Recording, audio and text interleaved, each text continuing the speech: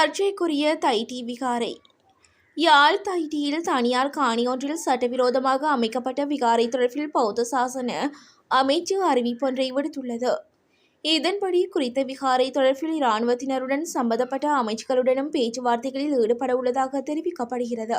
இந்த விடயம் தேசிய ஐக்கிய தொடர்பில் உணர்வுபூர்வமானதாக காணப்படுவதை கருத்தில் கொண்டு இது தொடர்பில் காணப்படும் குழப்பங்களுக்கு தீர்வை காண்பதற்கான முயற்சிகளில் ஈடுபட்டுள்ளதாக பௌத்த சாசன அமைச்சின் செயலாளர் எம்பி அத்தபத்து குறிப்பிட்டுள்ளார்.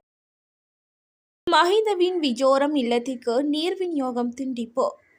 முன்னாள் ஜனாதிபதி மஹிந்த ராஜபக்சவின் விஜோரம உத்தியோகபூர்வ இல்லத்தில் நீர் விநியோகம் துண்டிக்கப்பட்டுள்ளதாக தெரிவிக்கப்படுகிறது.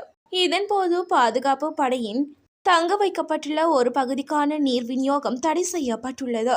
அத்தோடு 3 லட்சம் ரூபாய் நிலுவைத் தொகை செலுத்தப்படாததால் நீர் விநியோகம் துண்டிக்கப்பட்டுள்ளதாக கூறப்படுகிறது. கிழக்கில் ஆசிரியர் வெற்றிடங்களுக்கு நியமிக்கப்பட உள்ள பட்டதாரிகள்.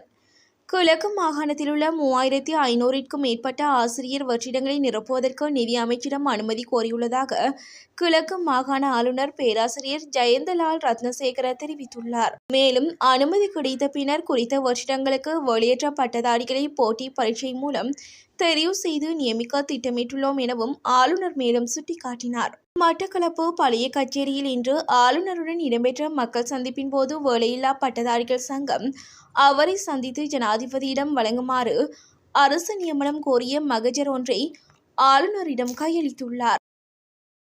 உச்சக்கட்ட அழுத்தம். இலங்கையிலிருந்து வெளியேறும் அதானி குழுமம். இலங்கையில் திட்டமிடப்பட்ட $1 பில்லியன் காற்றாலை மின் திட்டத்திலிருந்து அதானி கிரீன் எனர்ஜி விலக முடிவு செய்துள்ளதாக தகவல் வெளியாகியுள்ளது. இந்த விடயம் குறித்து அதானி கிரீன் எனர்ஜி நிறுவனம் தற்போது இலங்கை முதலீட்டு சபைக்கு அறிவித்துள்ளதாக குறிப்பிடப்படுகிறது.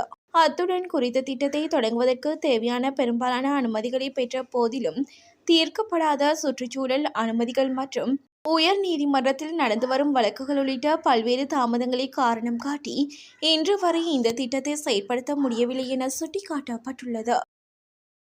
சிக்குவாரான் நாமல். வழக்கு ஒன்றுக்கான நாடாளுமன்ற உறுப்பினர் நாமல் ராஜபக்ச உள்ளிட்ட சந்தேக நபர்கள் குழு தொடர்பாக எடுக்க வேண்டிய நடவடிக்கை குறித்து சட்டமா அதிபரின் ஆலோசனை பெற நடவடிக்கை எடுத்துள்ளதாக குற்றப்புலனாய்வு திணைக்களம் தெரிவித்துள்ளது. குறித்த விடயம் கொழும்பு நீதவான் நீதிமன்றத்திற்கு இன்று அறிவிக்கப்பட்டுள்ளது. சஜித் ரணில் கூட்டணியை தடுக்க ரவி கருணாநாயக்க முயற்சி.